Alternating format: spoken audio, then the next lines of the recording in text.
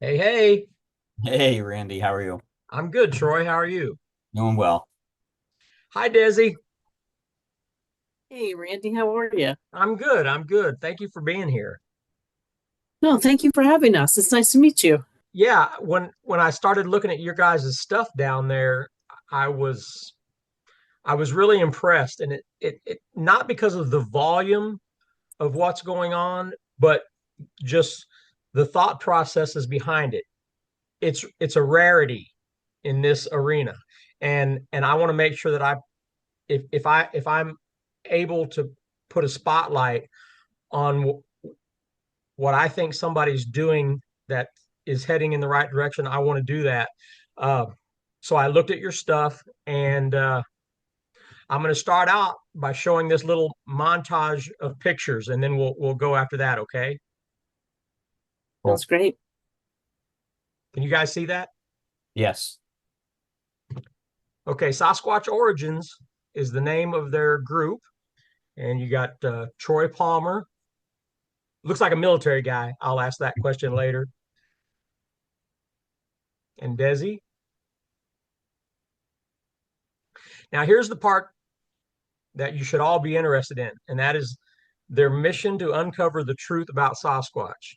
Of course, it starts with boots on the ground. All good organizations has to be out there collecting stuff, and I've looked at their stuff, folks. So you might want to find your way to their website and their Facebook page.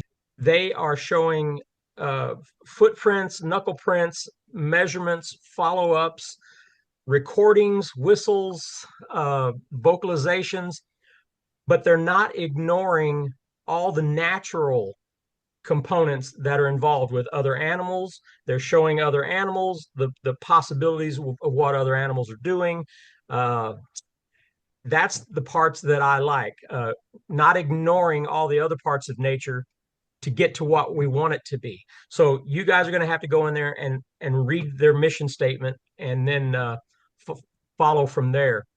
And after that, here's a nice possible juvenile print that they've got measured up. Now I want to stop on this picture here because this is the video that made me say these people are legit. And that is, if any one of you were to look at this thermal picture right here, I guarantee you'd be like, "Oh my goodness, we've got one. We've got a Bigfoot right there, peeking at us around a tree, and you can see the head on top of the shoulders."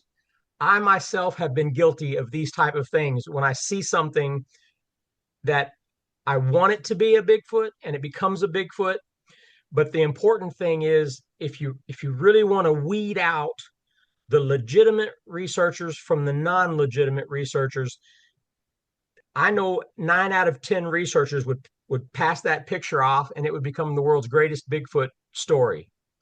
But these people let that video play out, and it turns out to be a deer that had its head turned with its ears laid back. It is so important and valuable to understand what we're looking at out there, and see what's going on and evaluate, police yourself. And I think this is an important thing that Troy and Desi had written down on their website. It really boils down to maintain your composure, be calm, cool, and collective. Understand your surroundings. Be hyper focused on what's going on around you, and don't let anything slip by your attention. And that's just the beginning of how to get where we're trying to go. But staying calm, remain in touch with your senses, follow your gut, pause, reflect, and recall. And in their case, so far, it is details, details, details, and documentation. That's what I enjoy. You can go to their site and actually pull up some reports where they got the footprints easily in a thing that happened in chronological order, and the sounds that were heard, things like that. It really is great to see those kind of things. So I hope when we get to the point where they give you the information of how to get to their site, that you guys pay attention and please go over there. This is their area of interest, the green swamp of Florida. I do not know where they live in relation to this. I just know that I've heard it mentioned. So I'm just throwing this on there just so that before we get into our conversation, these are things I want you guys to have on your mind so that as we're covering these things, you are well aware of it. So now we're back. Did I leave anything out for somebody who doesn't know much about you guys? Wow, geez, I think you hit a lot of it. You got a lot of it. That was fantastic. All right, well, great. Well, Great. how did you guys meet? Geez, Des, go ahead. Yeah, so in Florida, there's been a several years of a conference called the Great Florida Bigfoot Conference, and it's hosted by Gather Up Events. And their first one was back in 2021. And at that point, Troy was at that conference, but him and I did not meet at that time. And then the event came through in 2022, and we had a chance to interact with each other on a few different things that we shared an interest in. And honestly, it was as if we had known each other for many years before that. We totally hit it off with each other. And I mean, I consider him one of my best friends. So, here we are, 3.5 student be 4 years later, just enjoying each other's company and what we do. So do you guys think the component that pulled y'all together at this second annual Florida conference was the cerebral part? Do you think y'all connected there? Is that I'd say in the very beginning, Troy had a really heightened interest in things we were talking about at the same time at a team member's table, a past team member's table. And, they were showcasing things, and he was asking a lot of questions, a lot. He's very inquisitive in nature. And I was providing some of my background knowledge and just personal research I had done. And before you knew it, the conversation took over for itself. And so I think for my backstory, Randy, a little bit is I had never had an experience, a class A, B, C experience prior to me moving to Florida 10 years ago. So I've been here about 10 years. And but I was always open to the opportunity of knowing what this suspect may be, the subject we're looking at may be, from a very young age.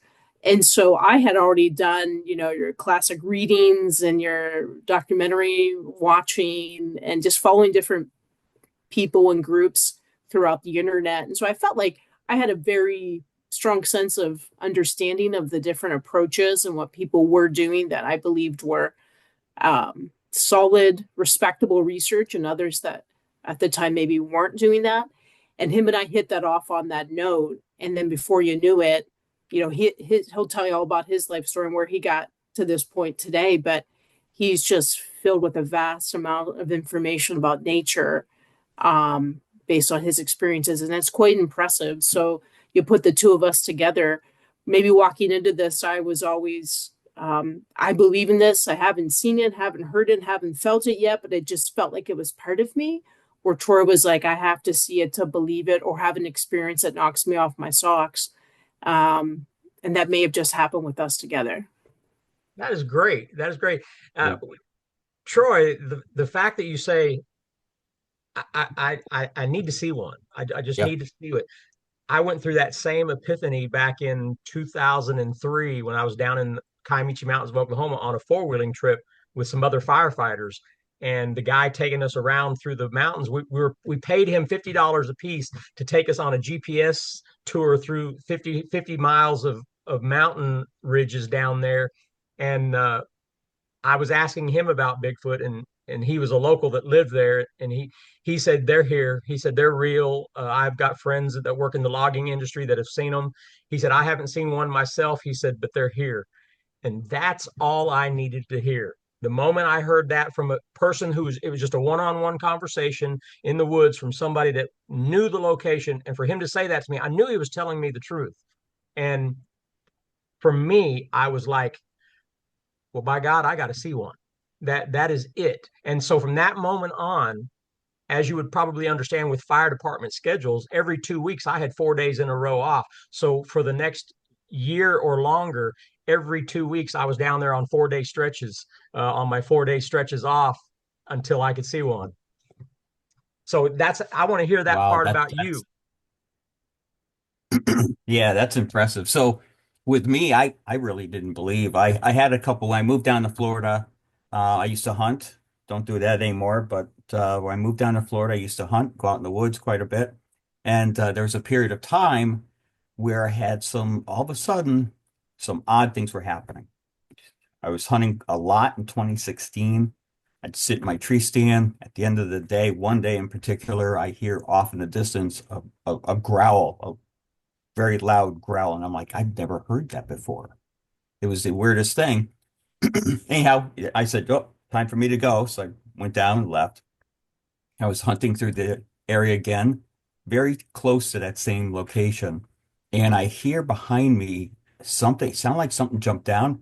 And you hear the thud, boom, and then boom, boom. And all I could imagine in my head was a hunter that jumped down out of a tree. But behind me, why would they do that? That makes no sense whatsoever. So I had these questions, along with a grunt growl I heard one time, and I started looking at the Bigfoot side of it. And that's when I went to the events. And the second event, like Desi said, I met her, and we do connect on that cerebral level. We like to make sure that we provide information that's accurate and to make sure we're not misleading anybody. It's very important. I also like to make sure that people understand their equipment because sometimes, like our thermal, it has a refresh rate of 25 hertz. So so 25 times it refreshes in a minute, in a second, sorry, as you're moving it, and that's really slow. So you're going to get things that shift and shape, and you'll see things that really aren't there. You have to really understand your equipment. And that goes along with everything, understanding nature, the animals, everything. Even though, like with the footprints that we found and the encounter that we had, and I didn't see it, so I'm not a believer until I have to see it. Other people are different, but I have to see it to believe it. But even then, I still try to dissect everything. The whistles, the knocks, down to a level where there's nothing left but, well, it's got to be Bigfoot or or something of that nature, very close. And with I get these the tracks, go ahead. I'm sorry. I was going to say I get the feeling that you might follow fall into the same thought processes for myself. You look like you're in great shape. So are you ex-military or Yeah, something? yep. Okay. Yeah, ex-military engineer, Okay, okay. a You know, lot of and that stuff. I understand. I'm not military, but I'm retired firefighter, and I've been a power lifter, weightlifter. So Yeah. I understand the self-discipline, the self-discipline part of that I learned in the weight room, working out by myself, become a state level powerlifting champion here in the state of Wow. Kansas. All of those things grounded in me a self-discipline that I don't see very often in this arena. There's not a whole lot of self-discipline. And I'm not trying to disparage anyone, and I'm not trying to lump anyone together. I'm just telling you what I've seen when I've hung out with people and I see lack of discipline. Usually somebody's discipline, you can tell by looking at them if they're a disciplined person because of maybe their fitness level.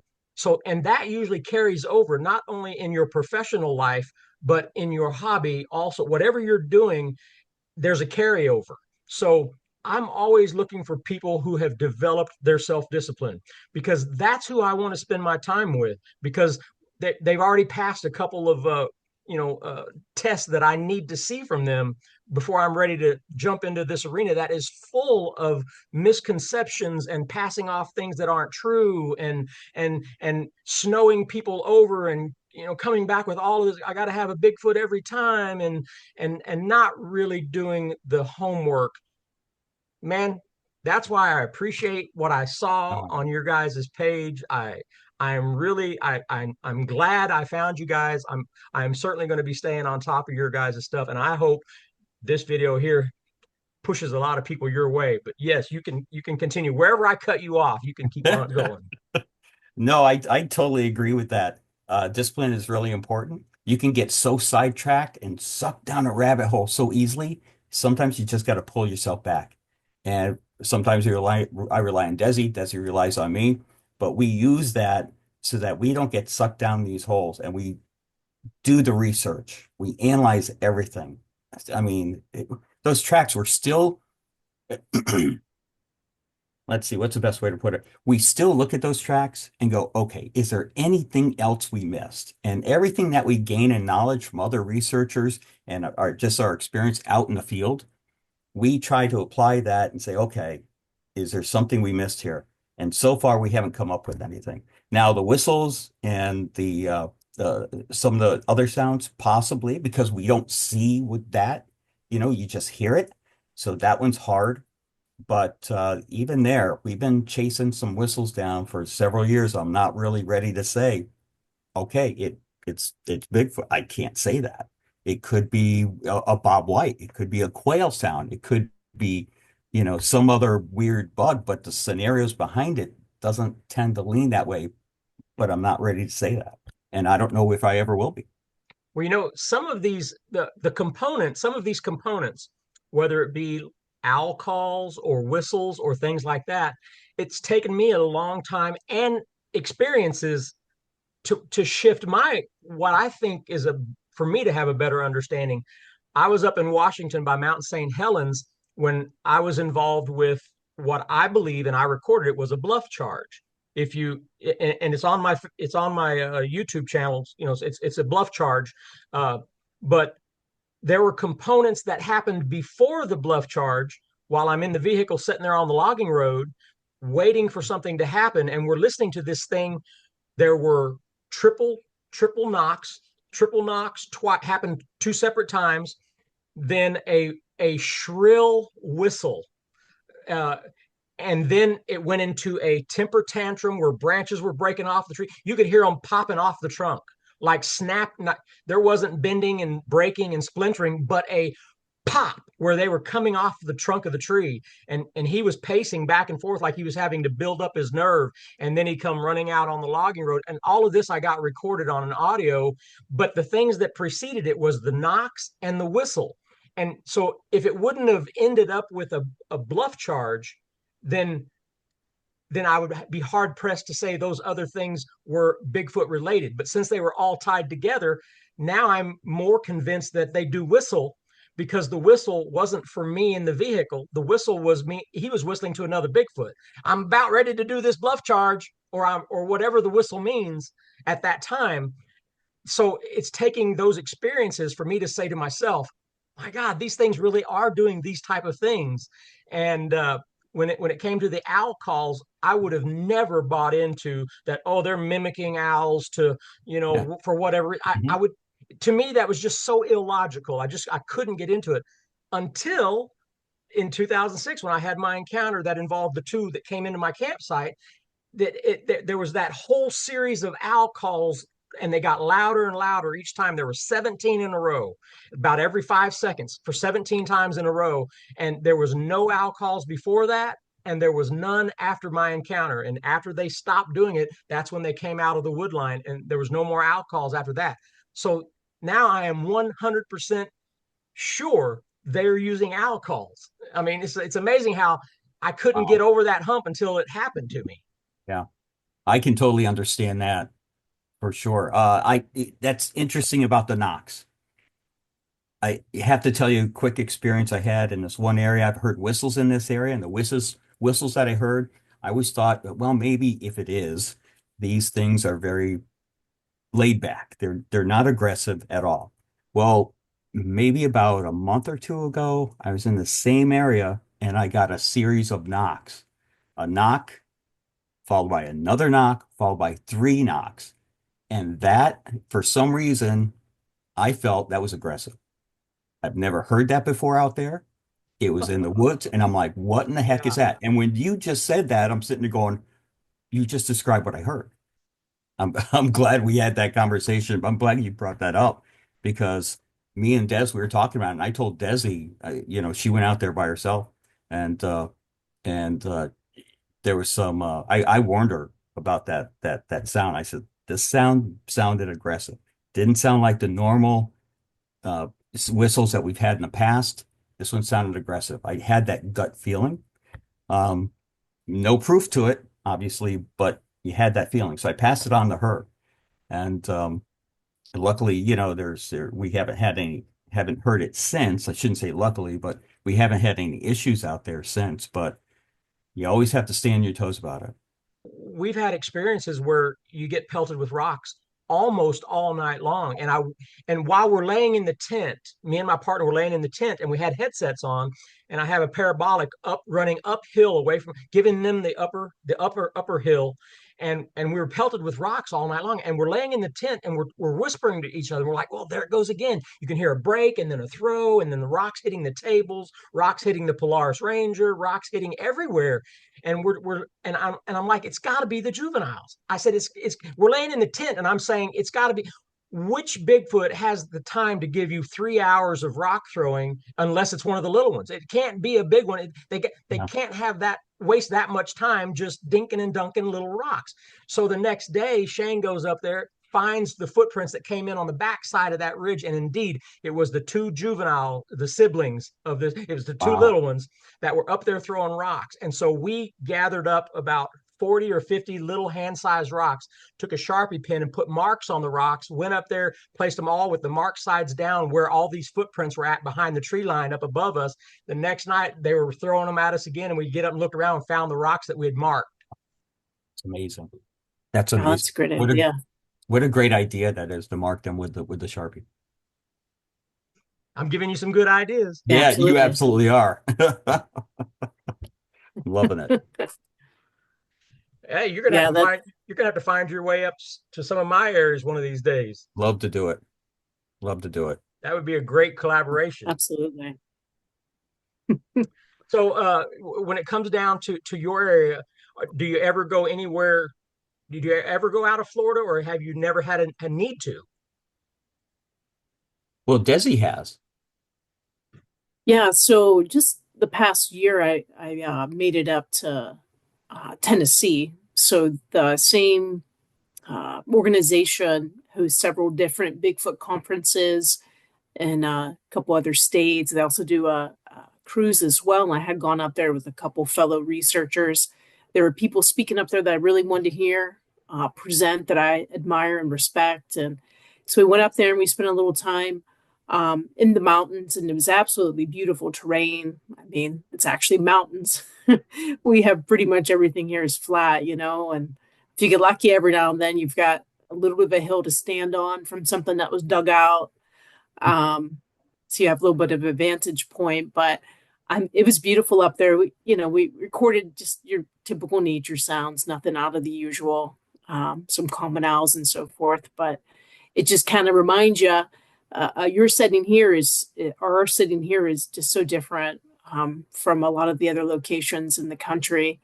And while we're out there in what feels like 100-degree heat, 100% humidity, plowing through very thick terrain and sometimes high water, and don't have us get us started on the bugs and the insects.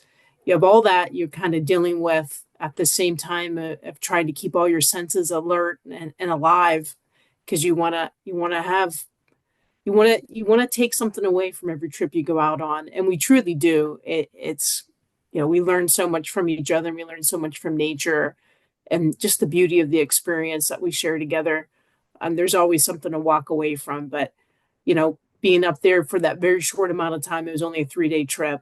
Coming back here, I mean, this is definitely home, and I'm more comfortable being out here with the alligators and wild boar and moccasins, because that's what we're Familiarity. using. Familiarity, absolutely. Yeah, I feel the same way, in the Kiamichi Mountains especially when you have a logging road at your disposal, which spider webs and you can connect on a logging road. Being Uh, being out in the bush without some type of trail system, which for me, logging roads gives me a sense of comfort that I can always get on that logging road and find my way somewhere. So, Yeah, we yeah, have fire breaks that's down true. here. We have you have fire what? breaks down here. Fire Oh, breaks. yeah. So we have those. So luckily enough, we've got those. But man, I'm telling you, when I first came down here from up north, and I went into a swamp hunting. I turned around and I said to myself, okay, I'm overconfident, right? Up there, nope, I can go anywhere, find my way back. Down here, I go out in the swamp. I turn around and I go, well, okay, let's start heading back. I turn around and I look and I go, it all looks the same. Oh, I I was bet. lost. I was lost. Luckily, I saw some pine trees. They don't like to water so much. So I said, at least I'll be dry tonight. So I head that way, broke through some thick stuff onto a fire break, thank goodness, and found my way out. But still, Hmm. yeah, overconfident. So Yeah, now compass every time, GPS, got it locked down. yeah, that didn't even really come to my mind of just how easily it would be without being able to look on the horizon and have something that you can see visually, like a mountaintop, or I get those mountains all the time, so I can easily get my directions. But yeah, having someone down low like that, I can imagine walking and just every time you spin around, you don't know where you're at. It's the same. It's the same. Flat, water, cypress. It's the same. It's crazy. Mm. So Crazy. have you run across any wild hogs or stepped on a gator or So, Desi, tell the story about the moccasin. That's pretty funny. Oh, sure, yeah. I'd love to. Um, so we were actually in the area where we probably had our to date the best possible encounter with the tracks and the whistles and definitely some movement through the brush line. So generalized area there, and we had gone through some really high sawgrass, and Troy had noticed there had been a pathway between the thick of the tall grass and a big opening, then a thick sawgrass, and we're just walking along trying to gather our thoughts of, wow, this is pretty wide. It's really pressed down, and then it came across what's more than likely a gator path. And so we're doing our thing, and it's a very swampy area. So there's a lot of cypress knees, a lot of thick coverage where you can't really see where you're walking, but you're doing your best to navigate. And Troy had taken the lead, and he was a little ways in front of me, probably about 10 feet max. And I had went to take my next stop, and I had seen something quivering or vibrating. Vibrating is the best way to say it. And here I look down, and it's this massive water moccasin that was on a dead tree, and he had stepped right over it. And she or he was like, "Oh, I'm not letting you pass by." It was pretty much ready to strike me, and I shouted snake, and I actually fell backwards on a cypress knee, and got some really had some really gnarly bruises on my butt. But anywho, that experience was pretty scary just because we didn't he didn't see it happen. He walked past him or her, and they were ready to get me next, and that would have not been good.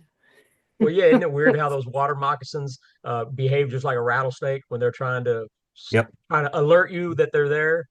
Oh my It is. gosh, yeah. I felt like Mr. Magoo. I'm telling you, right, like Mr. Magoo walking through the swamp, and I thought to myself, we need to start looking for snakes. And this log, like she said, it pretty high, about waist level, and I walked right by it. Must have been a foot away. Stepped right by it, and she spotted it. She yelled snake, and Hmm. I thought something's going after her. So I turned around and come back, right, and she goes, no, no, snake on the log, and I'm like, holy cow, I just walked by that thing. So I shout, this, stop. yeah, it wasn't Yeah, funny at the time. It's funny now though, because just being so yeah. silly, and not paying attention. Didn't pay attention. We didn't make that mistake again though. Yeah, and it's so easy to do. People don't understand how we get very complacent, Yep, especially in an area that we're familiar with. We just this complacency will get you hurt every time. every time. So true. You're really trying to, like I said earlier, use all those senses, right? Like, is there anything we're missing that maybe it was, 6, 7 feet tall? Something was broke and we had to pay attention to that. Are we missing any hair? Are there any possible tracks? And this, which was a good area to make tracks in if it was laid down perfectly on the sawgrass and not too much water. So you're doing all those things, like you're literally multitasking every sense. You're smelling for something off, right? You're listening for something in your surroundings or in your distance.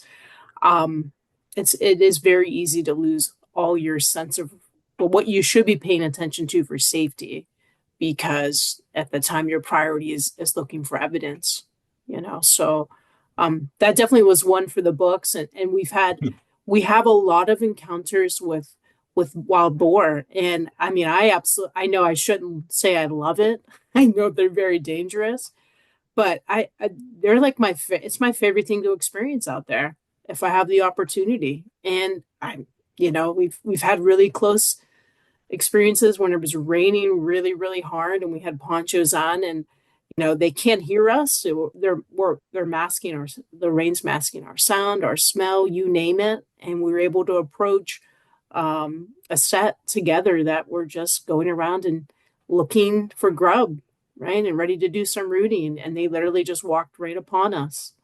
And a beautiful opportunity, and see their reaction seeing us, then them taking off. And Troy, he's got really great video. I mean, he's a phenomenal videographer, photographer. I know you probably can see some in his background there of shots he's taken, but he's filmed some amazing alligators, boar, coyote, turkey. I mean, the list just doesn't end. Otters. I like the little nuggets of information that I've seen so far. For instance, the video of the raccoon, and then you're describing the black marks around their eyes being like the football players who put the black marks onto their cheeks. Yeah. So very, very interesting little nuggets of information. Those are always nice, for people that just don't know to throw in. Well, Absolutely. If you leave with something good from us, yeah, a piece of education, information, and that's really what we're wanting to share. Sorry, Troy, I didn't mean to cut you off, but No, you're good. You're right on target. So what kind of equipment do you guys you usually what's your go-to equipment? Okay, so when we first started off, I thought, oh, I'm just going to use night vision. That'll be fine. Big mistake. Night vision does not cut it. You got to go thermal. Don't mess around with night vision. It's not going to help you. Go thermal. Thermal really makes a difference. So thermal when we do a lot of night stuff. So thermal is the big one that we use. We both have it. We both use it to the highest degree while we're out there. Not only for safety, but to identify objects and animals and every sort of thing that we can do. That's the way to go for sure. Can I make a comment about thermal? Yeah. What people who don't use thermal doesn't understand is it allows you a certain level of comfort. And that is because you can see well around you into the darkness, so you are not carried away with every little sound. You don't let your senses get away from you, and a sound becomes a Bigfoot stalking you, and then that just builds and builds and builds until you're ran out of the place by two Bigfoots, and it's all a made up story because of a couple of sounds you heard. And I've tell people, I said, as long as I've got my thermal, they're like, oh, how can you go out alone? How can you do it alone? I'd be so afraid. I said, you don't understand the comfort level I have with having that thermal, because it eliminates a lot of the fear that you don't have to have. Absolutely. I mean, you nailed it. I mean, we were out there with the night vision, I thought when we first started, I thought I could see things, right? I thought things would pop. There was one night we're walking along and Desi goes, hey, there's an armadillo over here. And I'm like, what? And I'm with my night vision. I didn't see it. With the thermal, just like that. And that comfort level, you're so right. They just disappear. And you'll discover so much of wildlife around you. Owls, we've had possums in trees, we've had boar. I mean, and once you spot a pig, you can sneak up to them 10, 15 feet away. There's no problem with that. Deer, everything. There's so many things that you get to see out there. I remember back in 2000, it was around 2004, maybe 2005. I was in the Kiamichi Mountain, and I'd just gotten actually the same parabolics, and the headsets that I use now is the ones I had back then. It's the first ones that I bought, and they've been so good that I've never changed. So back then I had this this parabolic sitting on my lap facing the woods, and I had the headset on, and I'm sitting there with my friend, and I'm hearing what I could have swore were footsteps. And I said, man, something is heading our way. I can hear it. It's just you can hear it walking. I said, and it's walking at a pretty good clip. it's coming this way because I can just hear it. And so I'm sitting there and I'm nervous, and we've got this little fire going. And he's sitting over there and he's like, "What do you hear now?" I said, "It's still walking." I said, "Man," I said, "it's coming." And it was so loud at some point. I said, "My God, it should be on top of us now. It should be here." I said, it's going to pop out any moment." And then, sure enough, here comes an armadillo sweeping his nose out. And they sweep their nose, and it sounds like footsteps. So lucky for me, at the very beginning, I learned that you can be confused about what you're hearing. And I know a lot of people are like, "Man, I heard footsteps, and I looked over, and there should be a Bigfoot there." So I know they entered a portal because there should have been a Bigfoot there because I was hearing the footsteps.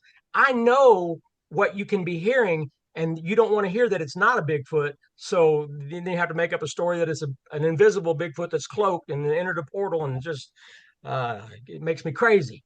It makes me crazy too. Great story. I love it. It makes me have flashbacks of how many times that's happened to us, where you hear not so much with a parabolic, but you're hearing things, and it's so easy to train your mind to think of things that you're one to find, right? You're like, oh, it's got to be something worthwhile, and, Oh my gosh. and then you hear it again and again and again. You're like, oh, I know what that is, and oh, that catalog of audio in your brain of what sounds a certain way in the woods at 3 a.m. versus 3 p.m., right? Like, it's unbelievable how much knowledge you gain from spending that time out there. And there's so many, I have to chuckle because there's so many times if we recorded all of our bloopers, Randy, like we probably could have the best darn YouTube channel in the world because we do the funniest things, just the most wild stuff happens to us, and you wouldn't believe it. And it's just we enjoy it. It's just we're a bunch of goofballs out there sometimes too, and Hey, Not on it's purpose. all the part of levity that. the levity makes it bearable. Oh my gosh. You know, Absolutely. this reminds me of a story where me and Des were going through the woods, and it was about what 3 a.m. 3 a.m. and in front of us we hear was it the roar first or was it the deer? Des, you It remember was which the one? deer first. It Okay, was the so deer. a deer snorted, and we were like, oh, that's okay. So there's a deer up there. We're thinking, oh, the deer must have heard us. And then we hear like the MGM roar of a lion. And I'm like, what in the heck is that? I mean, we both looked at each other and I'm like, that sounds just like that MGM lion. So we're wondering what we're gonna do. And we said, okay, we're gonna sit tight and we're gonna listen. So we sat tight and we listened, and the roar happened again. And then the deer snorted again. And we're thinking, oh boy, we're gonna see something happen here. And then all of a sudden, there was a couple other snorts and roars, and the deer made its way off, and then it stopped. So we stayed there till light, and then we moved in and to check out the area looking for tracks. We're trying to find tracks. The only thing we could find were pig tracks. That's all we found. Pig tracks, deer tracks, normal stuff. So let me think here, about 3 or 4 weeks later, through research, I had a trail camera set out there, and I pulled some pigs off of there, some video, and a pig went by, and the tone of the pig sounded like the roar, part of it. The tone just, and I'm like, oh my gosh. So I started researching pigs that roar, and I found it. Pigs can roar. They sound like a roar. And Wow. I was totally taken back because now I'm like, oh, we don't even know the beginning of all the sounds that these animals can make. We have to become experts at all the sounds. So, we've got the Merlin app and we try to train ourselves in all these different sounds because I mean, that could have been a real mistake to give that information out and mislead Right. people. But yeah, Right. it was a Well, pig. it's funny that you say that. I was listening to a show a couple of years ago, and it was some people from Georgia were the participants, the interviewees, and the host was asking them, and they were like, "Oh yeah, we had three Bigfoots around us. One was over here doing a coyote call, and one was over here doing an owl call, and one was over here doing squirrel calls. And it was 3 a.m. So we knew it was three Bigfoots. And I immediately got on my phone and I Googled uh, nocturnal squirrels, or do squirrels come out at night in North Georgia? And Yes. there's actually a flying squirrel that only comes out at night in northern Georgia. And so so I punched into the comment section. There are types of squirrels that only come out at night, and they ignored it. They erased my line. They don't want to hear that stuff. They don't want to hear possible answers that could be. So you got an owl, which there really are owls. You got coyote, which there really are coyotes, and now you've got a squirrel that really are nocturnal squirrels in Georgia. But none of those are those animals. They're all three Bigfoots. So No, it's so true. I got a video of we've got flying squirrels down here at night. I got a video, this poor squirrel, video flying down, grabbing onto a tree, and then he flew over and he ran right into my camera. He must have saw the little red 850 nanometer illuminator on it. I'm guessing that's what he saw, and he ran into it.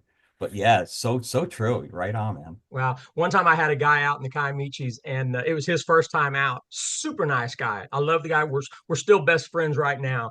His name is Mark Roberts, and he's gonna be all right with me mentioning his name. But we were up there sitting in chairs at my base camp, which I had spent 20 years at in establishing all this stuff going on up in that location. And it had drizzled a little bit that day, so everything was wet. And we're sitting in the chairs, had a little campfire going. It was still real damp and wet. And then we heard and he looked over at me and he was like, "Oh my God, that sounds like a woman being murdered." And I was just all calm. I think I was reading a book, and I didn't even look up from my book. And because he told me later, he was like, "I looked over at you every time that sound would happen, and you were just reading your book." He was like, "It didn't even phase you." And eventually it happened again, and he said it again. He's like, "My God, Randy, don't you hear that? There's something going." And I said, "Mark," I said, "that's two branches rubbing together. Every time you notice, every time the wind blows, you can hear it. It only happens after the wind blows, and you can hear a scream." I said, "It's two branches rubbing together." And so Stuff will fool you, man. It Stuff will sure fool you. will. They'll knock at the top too, and you'll think, "Oh goodness, what was that noise?" Yeah, just a windy day So if we three went out together, together. we'd be the most boring Bigfoot researchers ever, Oh because my gosh. they'd be like, "My God, they're finding the answers for everything, and it's not Bigfoot." Yeah, unfortunately, yeah, we're the wet blankets of the group for sure. I like it. I like it because if you go out and then you come back and you say, "My God, Randy, there are Bigfoots out there," then I can believe it, because you're somebody that won't fool yourself. And that's what this is Yeah. all about, I think. That's what this is all about. Um, I think what hurts the field is a lot of people jump to conclusions without doing the research deep enough. You got to dig deep and find out, because there's so much that we don't know and we're learning all the time. And the last thing we want to do is lead somebody in the wrong direction, because that causes people to go down rabbit holes, and the information is wrong. And that's the last thing we want to do. Yeah. Yeah. All I want to do now is have enough guts. I've seen some behaviors and I can tell you that it's taken me a bit to wrap my head around what it has taken me a long time to get to, from my initial encounter where I had the two in the park, where it looked like a gorilla. It must be a gorilla type, mentality for myself. Uh, but here recently in that acreage location down in southern Missouri that we spent 6 or 7 years at, we had that family unit that we'd seen multiple times. I'd caught them on thermal, all of these things. And when I was able to witness a second behavior that I'd seen before, I'd seen a behavior once where I caught what I thought was a juvenile on a hillside looking down on the trail when it was sticking out of the bushes. And I could see a shoulder and a round head in a whole dark side of a ridge. And there's a little heat signature right in the middle where it looks like a shoulder and a head looking up out of some bushes. And Mhm. it was motionless. Now, from that, if that's a young Bigfoot, his point of view is he's looking down at us, and he's got nothing to worry about because nobody's ever seen him before. But unfortunately for him, it was one of the first times I had my first thermal camera, and I'm looking at him, and I'm like, is there? And while I'm facing it, I've learned now not to face him.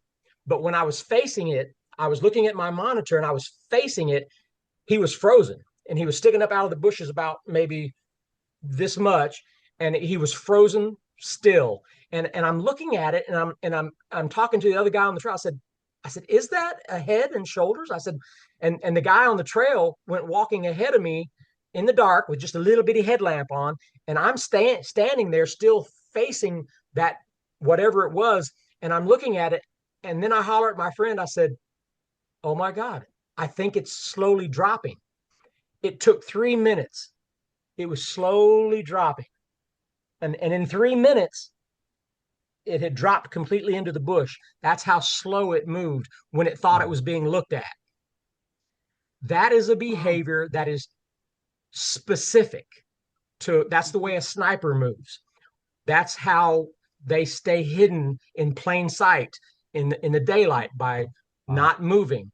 And eventually, when it dropped completely out of sight, I'm panning back and forth like it's going to pop back up, it's going to pop back up.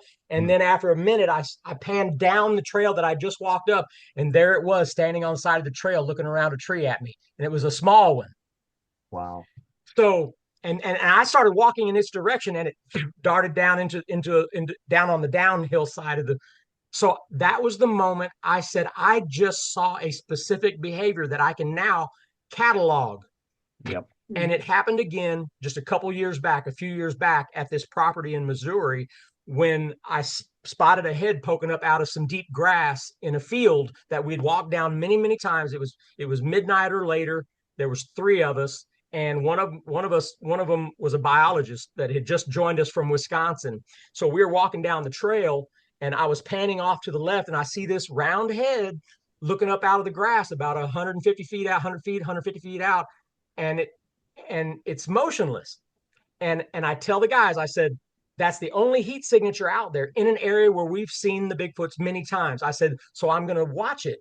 And while we're standing there, I'm watching it, and it's doing the same thing where it's slowly dropping. And I told him at that moment, I said, that's doing the same thing that other one did in 2013 that I saw at Bennett Springs, where it's slowly dropping. So we watch it, and it just slowly drops out of sight, and you can see that that's where he is staying. He just dropped and is staying. And that's when Shane decided to walk out there, and I was directing him where to go. Mm. And he got out there. And as he was heading that way, you can see the head pop back up, and it went like, oh my God, he's coming right towards me in the dark. You know that Bigfoot has never had anybody approach it when it was in stealth mode. But here comes Shane walking, and because he's following my directions, I'm saying a little to your left, a little to your right, go forward. And I said, okay, you're about 8 foot away from it. And he clicks on his light, and it looks up through the grass blades at him, and he shines the light in its face. And it was one of the young ones. Wow. But I could see in its mannerisms when it saw Shane coming that all of a sudden it was worried. And I could see that its thought processes by his actions. I saw his thought processes go from, do I get up and run, or do I go ahead and play dead? He chose to play dead, thinking that no matter how close Shane got to him, Shane still might walk on by him. So he laid face down, deciding to go that route rather than to get up and bolt, and then absolutely get seen. Isn't that amazing? That's It stunning, is. because that's Yeah, it's it's the behavior that we are all trying to grab onto to figure it, because that's how we're going to find them, their behavior. That's amazing. Love it. Yeah, yeah, yeah. they are so calculated, the things that they do. Like you're mentioning about taking several minutes for it to go the whole way down, right? To be out of sight as far as it was aware, right? I mean, it's unbelievable being able to process, and how to protect themselves, from they're not at the right place right now. So unless they're trying to get themselves in some trouble or entertain themselves in another way, being around people. But yeah, the amount of, like you said, stealth mode and what they need to do to stay out of harm's way, it's unbelievable. Well, I think you'll Um, appreciate this, both of you, and that is, believe me, I've thought about that night or that scenario a million times over and dissected it 100 different ways from Sunday. And where it was when Shane went out there and shined it and it would look up through the grass blades at him and he was describing its eyes and its face and it would lay back down and it was very nervous. Shane was trying to step around and look at the body was laying in behind a sticker bush, briar bush, and it was laying kind of sideways prone, and Shane was just about to step back and try to look at the body laying there. It was the next day we find out by seeing the impression in the grass that it was a 5 footer. So it was one of the juveniles. But when he stepped across and was trying to look at the body, a rock came flying out of a wood line that was about 75 feet to his southeast and just about hit him in the leg. And Shane was already a nervous wreck. He was already a nervous wreck. And so he backed out and he's like, okay, he's like, I just about got hit by a rock, guys. He said, I'm coming back out to the trail. So he came back out there and we stood there for the longest time. Like, what do you want to do now? I mean, I felt like we'd pushed it so hard. I said, I was afraid that we were going to kill the activity there because we approached one of their little ones. You'd never approached one before. We've always just let them have the high ground. We've let them feel like they're superior.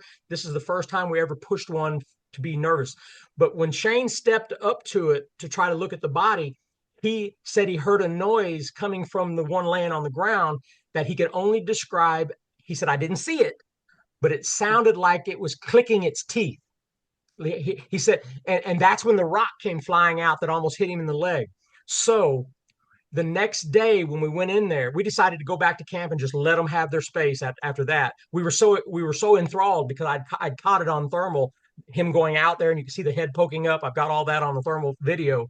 Uh, so we were so happy at that point with what we had, we decided we're just going to give them their space and go back. And it was the next day that we went out there, recreated, stood in the same spot, had Shane get where the body was, recreate everything with the thermal camera, found the body imprint. When it had dropped, it dropped on top of that sticker bush, and there was a broken branch from that sticker bush that was laying under the body imprint. So we know that it dropped immediately.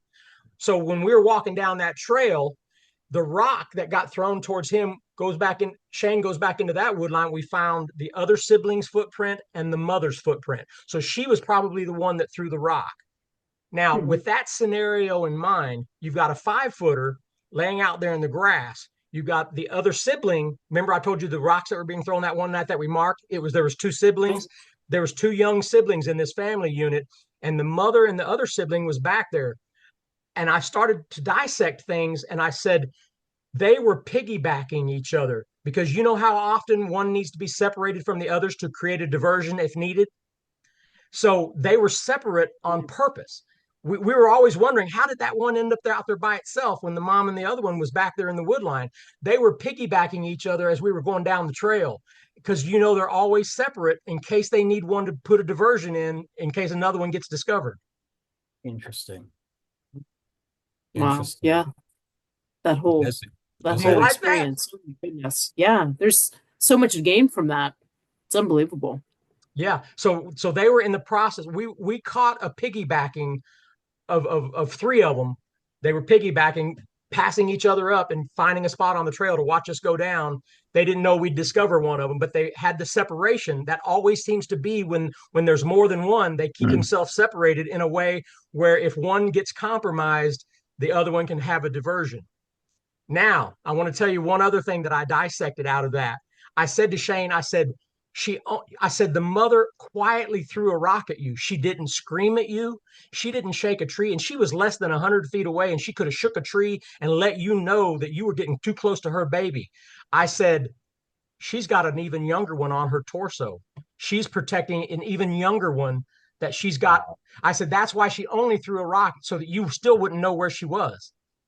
She was letting you know that you were close enough to her juvenile, but she didn't want you to know where she was because she had something that's more valuable than even that 5 footer, and that would be a smaller one.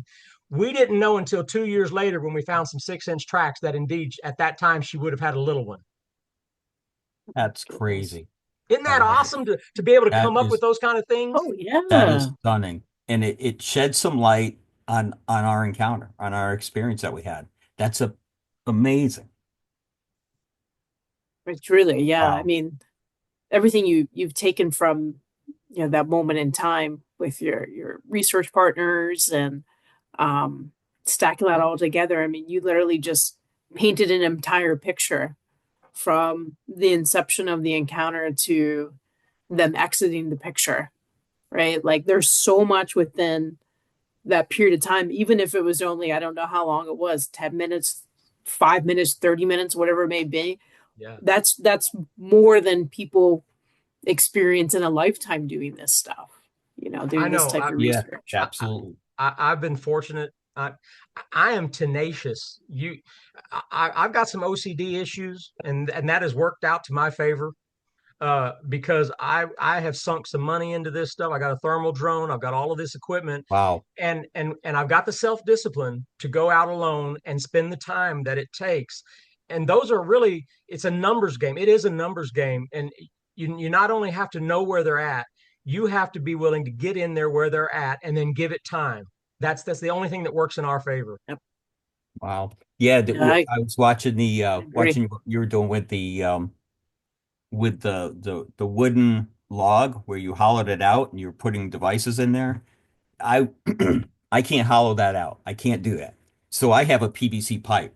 I cut, I glued on bark on the outside so I can put it in the ground and have a camera in there and disguise it really well.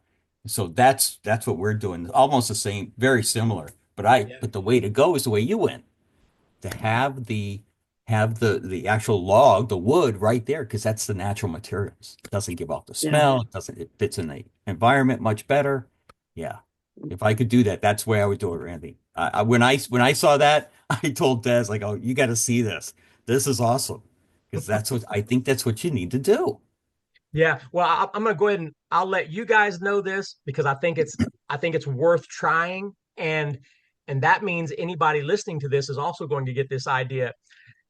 Shane loves it because I'm always coming up with ideas. And I like the idea of baiting them somehow, but I do not like the idea of just going out and setting it on a tree stump or setting it on the ground. Any animal can get those things. And so you better set it up to where it can only be them that gets it. So I've come up with this, and I think you're going to like this, and I hope you try it because I haven't tried it yet, but I'm going to. I'm going to order a 4 inch by 3 foot long PVC, not PVC, acrylic, clear acrylic tube that you can Gotcha. reach your hand into. And Hmm. I'm going to hang that up with each end open, and I'm going to put apples inside it so that you can see the apples within the acrylic tube. But the only way to get to them is you have to reach into the tube to get the apples, and then put double-sided tape on the insides of the openings on the end. Oh, that's smart. Nice. That's Get some hair. smart. You're going to get the hair. That's Yeah, fantastic. Good idea. that's great. Is your tube going to have, I mean, the side caps to either side, so they have to use their hands, I'm assuming, to get Yeah, it I mean, off? to You're me, it's got thinking? to be visual. I mean, it's Yeah, hard to hide something into an enclosed something that's enclosed that they can't see. correct. So I was thinking Yeah, of hanging it up. Drill a little hole so you can hang it up by string so that nothing else can get into it. I'm sure a bird could, but would a right. bird be interested in say like you put four apples in there in line, so you got four Yeah. apples or a natural fruit or whatever you can put any Mhm. bait you want to in there, but you still have to be concerned about birds coming in. But it's the double-sided tape that you really can't see because it's clear on an Mhm. already acrylic clear tube. And if Yeah, they reach in to get an apple, all you need to have is a couple of hairs snagged on that tape. And I think that'd be a fantastic bait trap. me too. Me too. Absolutely. That's a great idea. I love it. Yeah. So if you guys do it, you need Yeah. to let me know how it works out. Will do. Oh yeah, we sure will. We'll keep you posted. I see the things turning in Troy's head right now. Oh my gosh, yeah. Yeah, well, we love stuff He'll like be that, ready to right? go. To come up with these great ideas to put out there and try them out and see if we can capture this stuff because it's so hard. It's so hard. You've got Yeah. all this wildlife around. I put out a camera very low level and I put chicken nuggets out, and I must have had some on my hands when I touched the thing because I had this one. raccoon and this possum come in there and they're just eating the heck out of my camera. They never do that. But now they were doing it because I put that stuff out there. It was kind of silly, I thought anyway, but I figured, just throw something out and see what happens. And man, I learned a lesson there. Yeah. Yeah. So yeah, I mean, there's all But yeah, I kinds of love things that. that I think, you got to make it to where hardly anything else can get to it. Yep. Uh, Sure.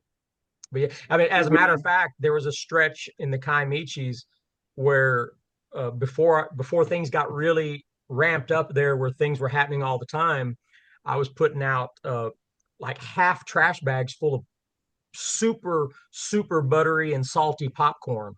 Hmm. And when they finally got a taste of it, I knew that at some point minerals has to be something that's important to them. So once they wouldn't know why they were enjoying the salty taste, but I'm sure their bodies was craving it as far as minerals. And once they got a taste of the saltiness of it, that was what really hooked them. And I could tell when it was them that would get the bags because I would hang them up about 10 foot. I would hang them up so that they were just free swinging a trash bag about 10 foot up. I'd poke some holes so you could smell the buttery smell in them, but maybe the only thing that could get to it was maybe a bird. A bird might be able to peck out a few pieces of kernels of the popped corn, but I would know when it was them doing it because I would come to the location and I would find the bag on the ground with a stick stabbed through it, and it would Wow. still be stabbed through it through the bag, and then all the popcorn would be gone. It was like it tested it with the stick and then tore it Hmm. open, ate all the popcorn, and just left the stick sticking in the bag there. Wow. That's Yeah, definitely that surely is. Yeah, with that stick piece. But at the What time, I other was animal's leaving going to do that? every time at that particular stretch of time. I was leaving out laminated cards with a picture of a man and a Bigfoot standing side by side, and the man in the picture was always wearing dark blue fire department sweatshirt with the yellow hmm letters, and that's the same sweatshirt I would wear every time I went down there. smart. So I made sure that the picture that was laminated with the foods, in case they were eating and looking at the pictures, would make the connection that I'm that guy, and me and a Bigfoot are Yeah. standing side by side. Well, needless to say, things culminated on that ridge because I'd been going back there constantly and constantly. I mean, there were some things that happened there. I know you haven't had the chance to peruse a lot of my videos, Right. but there Right. there was one I called the walkie-talkie incident where we had a walkie-talkie and a photograph that went missing for 4 days, and both were returned in rock cairns. Yeah. Amazing, amazing I stuff. saw that. I saw that video. Yeah, absolutely. Yeah. So yeah, I mean, Yeah, what I've gone through the whole gamut of Wow. being afraid for my life. These things are monsters. It looks like a gorilla. Oh my God, it could rip the door off my truck. And having to bring myself down from that point of view over time and experiences to where I'm at now, it's hard to get there. It's hard to get there. But if you're not, if you're the same person that you were 20 years ago, then you've wasted 20 years. For good sure. point. Yep. And we've Yeah, I mean, you we've definitely. changed. Yeah, we've changed in the last few years repeatedly. There's just so much information that we're pulling in and and working upon. It's crazy. Well, I tell you Yeah, what, you got the. I would love to come down to Florida. I keep tossing around the idea, me being here in Kansas City, that puts me in the center of the United States. So I've gone out to the Pacific Northwest quite a few times, just for research, for 2 or 3 weeks at a time. Uh, it wouldn't be any more difficult to go down to Florida, I would think. It's Yeah. about the Love same distance, Right. love to uh, have you down here. but it's still a long ways. Still a Uh, long ways, It but uh, love to is. have you Yeah. down here. but yeah, I'm not interested in coming down there and hanging out with 10 or 15 people, Nope. and especially not like-minded. I really I just want to be with people that are as serious as I am, and Mhm. that way you don't waste a bunch of your time. I don't want to waste my time. Totally agree. No, you're right. It's And that's why valuable. me and Des hooked up so well together, you know. Interesting. Mm. Would you want to see what we had discovered during our encounter? Yes. I've got something that we kind of put together real quick. I shouldn't say real quick, but but it goes back to the behavior you talked about having one in the wood line and having one someplace else. it's great to hear this information from a fellow researcher because it just solidifies what we've come across. Let me see if I can share it here. You do have a share button. Okay, perfect. Yeah, okay, here we go. And for us too, Randy, like all the things that we've learned the last several years and the network we've created throughout the country, that's invaluable to us to find those similarities in the behavior, right? What's the Yeah. difference when you spend time in your mountains versus us spending time in the swamps? You know, if they're all similar type of being, we're going to see similarities. We're going to be able to develop patterns and then help each other out, right? Like it's the like-mindedness, I agree, is 100% key, but we can't hold that information in. This is why we want to have an opportunity to share this with you and then learn from you as well, because it just continues to increase our knowledge base. And we hope what we share today helps those in the area and those throughout the country that are Right. doing similar things. Yeah, if we Yes, can yes. if we can inspire people to get out in the woods and do the research and document this information and then share it. Oh my gosh, the amount of growth that we'll all see is just amazing. Um, this is a location that we had this event or this encounter occurred. So this is an area here. This is Compresco, and there's a little parking area right here. It's all gated off. This is wildlife management area, and this is wildlife management area, and they've got a road going straight through it. This is 471 here, paved road. Anyhow, we assembled here, me and Desi about I don't know, 4 a.m., 4:30 or so, and we got Yeah, ready I to think it was. go out on this it's an old road, right? Dirt road. It's clay bottom and it's got crushed shell and sand on top of it. So we get out here and this is the first time me and Desi went out. So we get out here and Desi hears a whistle. And as a hunter, I'm like, this is my first time. I just kind of blew it off. I'm like, yeah, whistle, whatever. But it's early in the morning. There's nothing else, no other sounds around. I think there might have been a whippoorwill and maybe an owl way off in the distance. Anyway, we're at this location. She hears a whistle. She says, boy, that sounds human. And I'm like, I don't know. We keep on going, and I start paying attention a little bit more. And then at this point, this is where we are, we hear a second whistle. And the whistle had moved. It was originally here. Now it's here. And I'm like, huh. Let me know if I say anything wrong, Des. Please add in. No, So you're we're at doing this, great. okay, at this location, and I go, huh, that's interesting. It does sound human. And we waited, nothing else. So we kept on going. And then we heard a third whistle and we stopped. And I go, wow, that's something. So I broke out the night vision. I didn't even have it out, broke out the night vision, and I'm looking in the wood line. I don't see anything, nothing. We waited there for about 5 minutes, I think, approximately, 3, 4, 5 minutes. And then we continued on. And then at this location, I hear a whistle in the wood line, so does she. And I hear a whistle, and at the same location, we hear a break. It's like a snap. So either something stepped on it or something broke something. And no bird is going to be doing that. They're not that heavy enough for this break in this sound. So as I'm doing that, Desi's got her headlamp down and she's got it dangling by the strap on the ground, low to the ground, so she can see if there's any tracks. And she says to me, Troy, what's this? I turn around and there's a footprint. So now the whistles, they have actually, just want to go back, they actually moved, right? So there's no other whistles behind us. Now they're parallel to us, right? And then as we stop, we're looking at the tracks, the whistles continued on past us. So what we found was this. This is the very first footprint we found, right? 6.5 inches long, 3.5 inches wide. So our theory was the adult was in the wood line, the juvenile was on that dirt road, and she was warning him or her that there's somebody coming. And that's what the whistles were about. But interesting enough is that this was one of the last footprints. It actually turned around and went the other way. So we go back. I hope I'm not. So the tracks were coming this way. It stopped and went back in this direction. So she was warning this juvenile, somebody's on the road, they're coming down, get out of there, or whatever she was saying. Anyway, this is one of the tracks that we have, but it kind of feeds into the behavior exactly what you were saying, how it was doing a Yes. protective mode. They're separate, and I would think the juveniles are probably horsing around on the road. I don't know what they're doing out there. But anyway, so this is one of the footprints, 6.5 inches long, 3.5 inches wide, no arch in the foot. These are some of the measurements we had. The stride, the step length was 36.5 inches, but I thought was kind of long, but I don't know enough about the animals to know.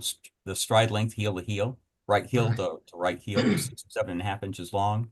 Straddle, we didn't have any difference. It was like right in a row. There was no like straddle between the right foot and left foot. It was like straight in front of each other. And there might have been some sort of like angle of the foot here and there, about 10 Hmm. degrees or so on and off. But this photo really shows the shape of that foot. No arch, and it just shows a kind of a long, flat foot. Yeah. Yeah. Now we go down further, and we have another one, same. And then you can see on these, I did pull out the graininess on this just so you could see it better. Yeah. I do have all the raw data on this. Here's another one. You can see the big toe here would be here, and the four toes grabbing in. Go back to that one. So This that one one here. right there, where the four toes look like they grab in, do you think it was maybe taking off a little bit I quicker? Yeah, I think so. I think it was digging in and going pretty quick. Wow. Yeah, that one definitely seems to show more movement than the others, Yep. or maybe the trail had a little bit more sand in that area. But you can definitely tell that motion, right? Hitting the ground and then pulling it back, right? Well, Kicking off and it also looks like maybe at that point there might be a slight turn, as those toes would indicate that maybe it Yes. was jotting towards the right. Yep. Mhm. Yep, totally agree.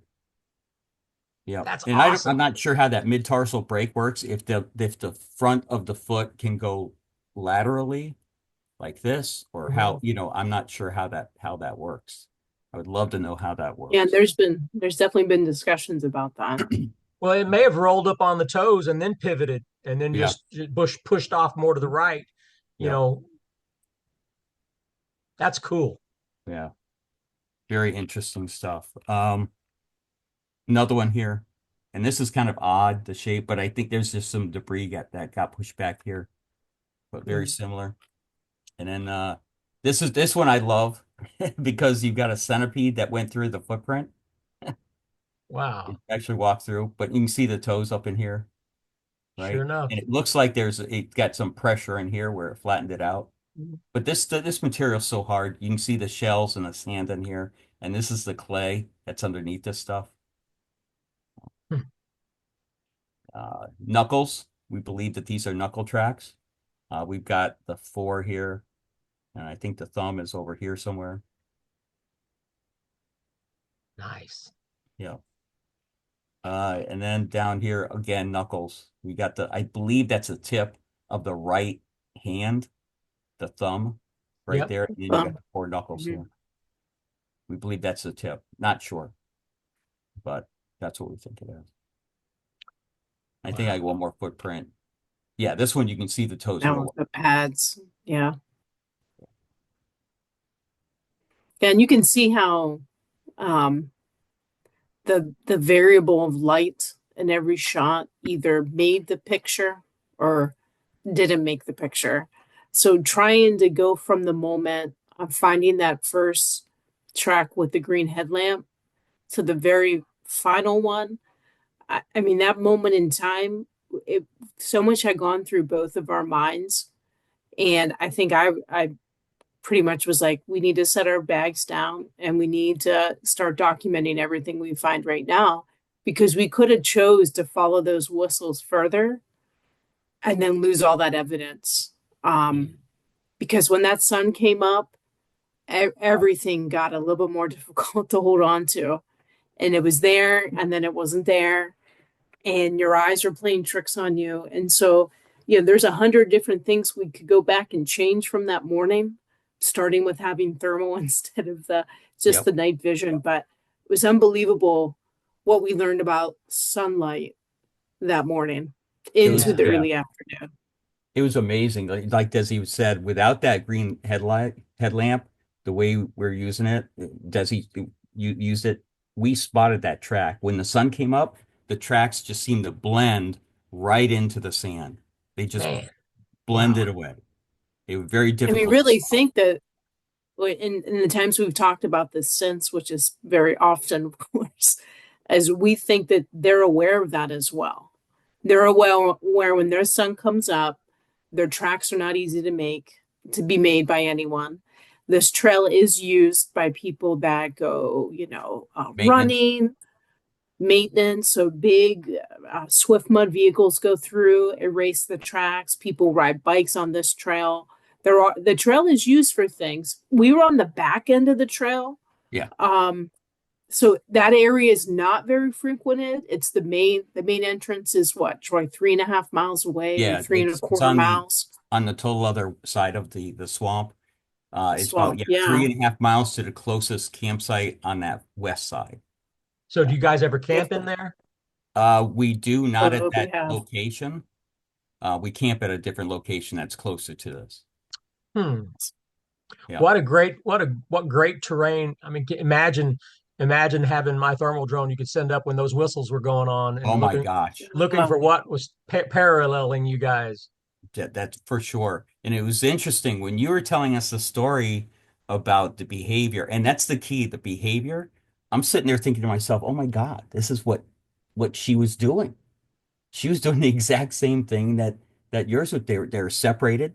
They were calling out to each other to let other one know what's going on, so the other one could help out if something happened. And this is exactly what happened. And you know what's amazing to me, and that is, at least from everything that I've read from people and going through the family unit from that property that we've been at for 6 or 7 years, it's gone through two sets of kids at this point. And when the juvenile prints got from 6 and 7 inches, when we first started going out there, they were 6 or 7 inches. But when they got up to about 11 inches, then that's when they were gone. From that point on, they were no longer Wow. part of the family unit. And then not too long after that, some smaller prints came into the family unit. So they've constantly got this rotating youngsters coming up, and or at least in that area in that instance. And so it's just interesting, to know that that prints that are that size, that's about 8 inches, that their growth rate, it seems to be somewhat elevated from us as far as how fast they grow, but it's still a relatively slow growth rate as far as animals are concerned. And that, to me, that makes the difference, especially since some of the reports come that the babies are pretty helpless and hairless and helpless, almost like infants, human infants. And if that's the case, we can rule out probably most levels of instinct that are inborn, and most of the things that they know, they have to be taught. Interesting. Very interesting. I just made Yeah, that up. But it makes these sense, right? It does make sense. Yeah, Yeah, it does. because a deer can breed in about a year or so. Yeah. So and they have all this instinct that they know immediately from birth. They can go and eat and do whatever they need to do at birth, but a slow growing animal on the other, or a slow growing being on the other hand, seems to me that most of what they learn has to be taught to them. Yeah. So, would you say that they have they mate like every 4 years, 5 years, 6 years? Do you think Uh, the female? well, as far as the guy that I was with in the Missouri location, there seemed to be a pattern where there was a little bit of separation between two siblings, almost like they had siblings separated, and it happened more than once. So it almost seemed like it was a pattern, and that is when there were 7 and 8 or 8 and 9 inch tracks, that she might have had a young one on her hip at that point, because when they got to 11 inches and were gone, they were already starting to be replaced by other 5 and 6 inch tracks. Wow, interesting. Okay. Okay, that's good. Very What was good. the duration of time between that, Randy? Do you remember? I know you said it was a 5, 6 year experience, but Yeah, I believe between the they I think they were gaining about 1.25 inches a year on the foot size. Wow. Inch and a quarter a year. Okay. because these Interesting. tracks will be coming up on 3 years at the end of this Right. April. So they So in should be my mind, I'm thinking, yeah, they should around that same time frame.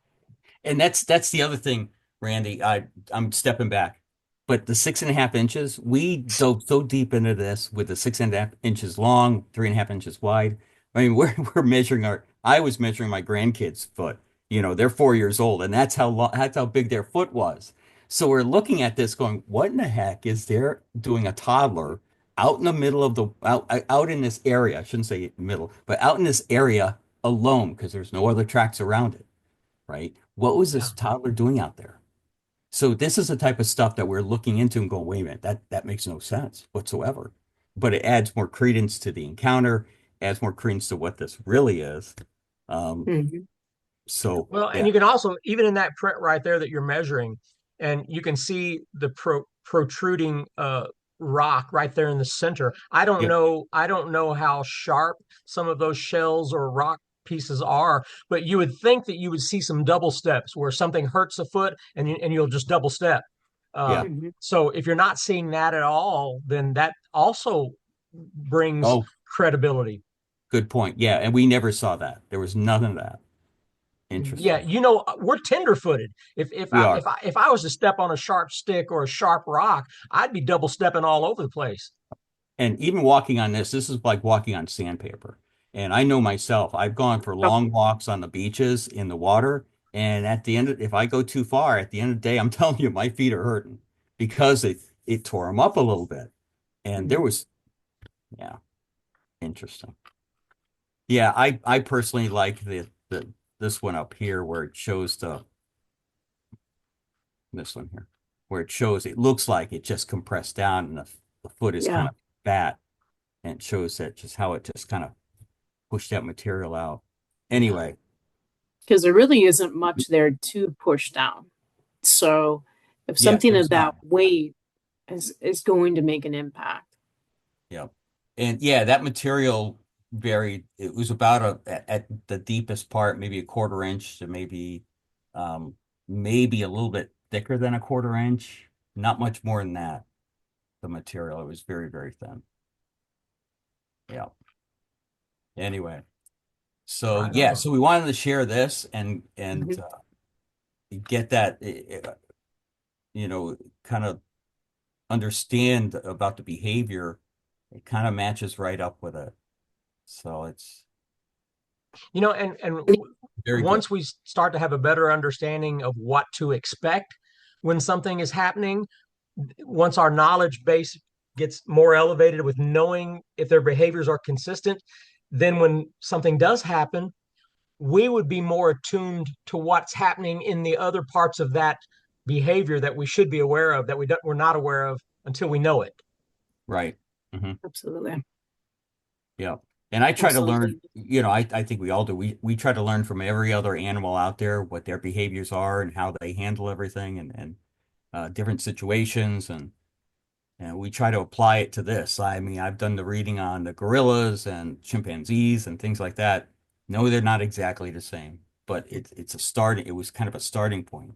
But to hear this information from you is just a real Well, I don't know how many times I've heard reports where people are like, "Oh, and I had this Bigfoot doing this other thing over here, and I was looking over in that direction. Then all of a sudden, I heard a branch break over here to my left, and I look over there, and then the other one's gone." And you hear that almost exclusively, and every time somebody has a Bigfoot encounter, if even 50% of those are true, then we're talking about a behavior that they're doing on purpose, and that is yeah, staying separate on purpose. And if yeah. they're staying separate on purpose just in case a diversion is needed, then I believe that's what we captured at that 400 location with that little one. they were in the process of piggybacking and staying separate. Yeah, I totally agree. I mean, it's amazing. That's absolutely amazing. Wow. Look, Yeah, I yeah. love this because we learned so much from you tonight, Randy. This is awesome. This is awesome. Oh, well, one of these days, all you guys have to do is fly into Little Rock, Arkansas. That's about an hour from some of my locations. So, uh, Oh, Yeah, I let's love talk the about that. opportunity. Yeah. uh, all right. Well, I mean, if there's any other part of this subject you guys want to go over, if there's anything else you want to share, give us your contact information, your email addresses, whatever you want, how you want people to reach you. Give us that. Des? Absolutely. So, when it comes to the internet, so we have our website, which is sasquatchorigins.com. We have a YouTube channel, which is at Sasquatch Origins. And then when it comes to social media, we have the Facebook page, TikTok, and Instagram, and they're all Sasquatch Origins. So that's the only um, title you should see out there when you type that in, is you should find our team. And every platform, of course, has some similarities, but they're also uniquely different from each other. We spent some time out last weekend. We were just testing the waters a bit with Instagram Live, just to get our comfort level a little bit heightened, and also appeal to various audiences. So we know every certain platform reaches a certain type of age group, or um, similarity and some likeness. So we just want to get out there to many people as we can, have a variety. And really, it's just about the networking and the sharing. We'd Yeah. love to have people contact us. There is an evidence reporting form on our website. You could fill that out, a couple quick questions, or you could email us at sasquatchorigins@gmail.com. And any reports we'll follow up on in a timely manner, and of course take very seriously, confidentially, you name it. And that's really what we're hoping to get into, is get a little bit more of that information sharing from other possible people that have experiences that we can use to support our research, and maybe help them present some comfort in that what may have happened to them.